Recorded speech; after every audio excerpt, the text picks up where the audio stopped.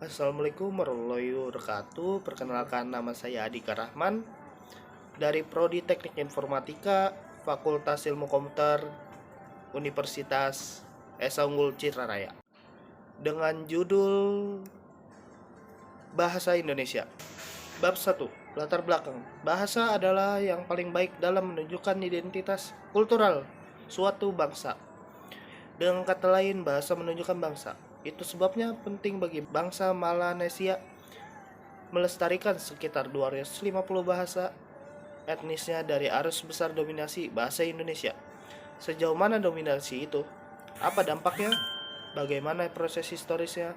Menjawab pertanyaan-pertanyaan ini penting sebagai upaya melestarikan identitas bangsa Melanesia yang selama ini lebur dalam NKRI dan dalam banyak hal justru mengalami jauhanisasi. Ini kontradiktif dengan gagasan Indonesia yang berbineka tunggal ika. Rumusan masalahnya di sini, yang pertama, bahasa apa yang menjadi sumber bahasa Indonesia? Yang kedua, bagaimana proses peresmian nama bahasa Indonesia?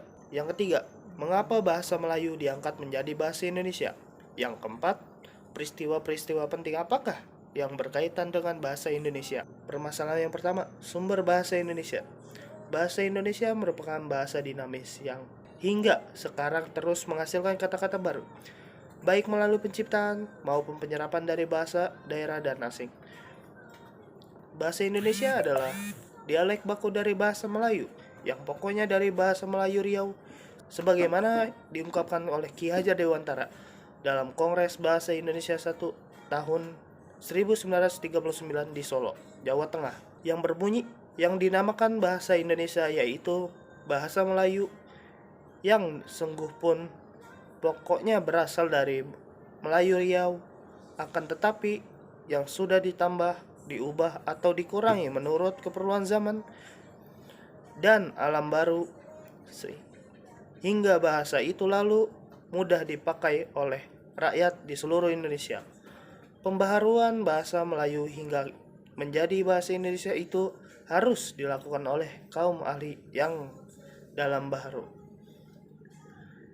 Ialah alam kebangsaan Indonesia, atau sebagaimana diungkapkan dalam Kongres Bahasa Indonesia II pada tahun 1954 di Medan, Sumatera Utara, bahwa asal bahasa Indonesia ialah Melayu. Dasar bahasa Indonesia ialah Melayu yang disesuaikan dengan pertumbuhannya dalam masyarakat Indonesia. Masalahnya yang kedua, peresmian nama bahasa Indonesia. Secara sejarah, bahasa Indonesia merupakan salah satu dialek temporal dari bahasa Melayu yang struktur maupun hasarannya sebagian besar masih sama atau mirip dengan dialek-dialek temporal terdahulu seperti bahasa Melayu klasik dan bahasa Melayu kuno.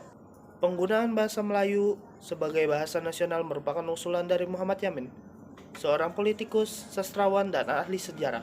Dalam pidatonya pada Kongres Nasional kedua di Jakarta, Yamin mengatakan bahwa jika mengacu pada masa depan bahasa-bahasa yang ada di Indonesia dan kesusastraannya, hanya ada dua bahasa yang bisa diharapkan menjadi bahasa persatuan, yaitu bahasa Jawa dan Melayu.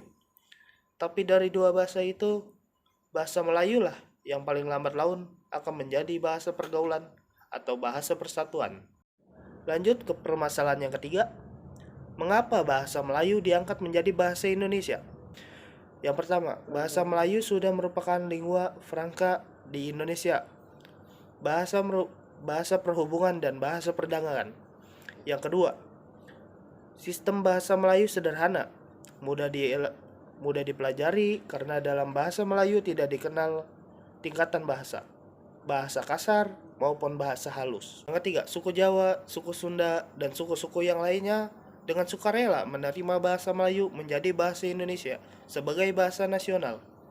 Yang keempat, bahasa Melayu mempunyai kesanggupan untuk dipakai sebagai bahasa kebudayaan dalam arti yang luas. Poin yang terakhir, peristiwa-peristiwa penting yang berkaitan dengan bahasa Indonesia. Yang pertama, pada tahun 1801 disusunlah ejaan resmi bahasa Melayu oleh C.H.A. van Ophuijsen yang dibantu oleh Nawawi Sultan Makmur dan Muhammad Taib Setan Ibrahim. Ejaan ini dimuat dalam kitab logat Melayu.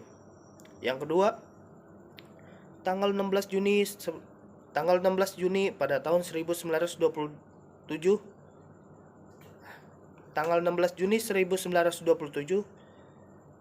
Tjahja Datuk Kayo menggunakan bahasa Indonesia dalam pidatonya. Hal ini untuk pertama kalinya dalam sidang Volksraad ataupun Dewan Rakyat, seseorang berpidato menggunakan bahasa Indonesia. Yang ketiga, tanggal 28 Oktober 1928 secara resmi pengokohan bahasa Indonesia menjadi bahasa persatuan. Dan yang terakhir, yang keempat, tahun 1933 berdiri sebuah angkatan sastrawan muda yang menamakan dirinya sebagai Pujangga Baru yang dipimpin oleh Sultan Takdir Ali Syah Bana. Sekian, terima kasih. Wassalamualaikum warahmatullahi wabarakatuh.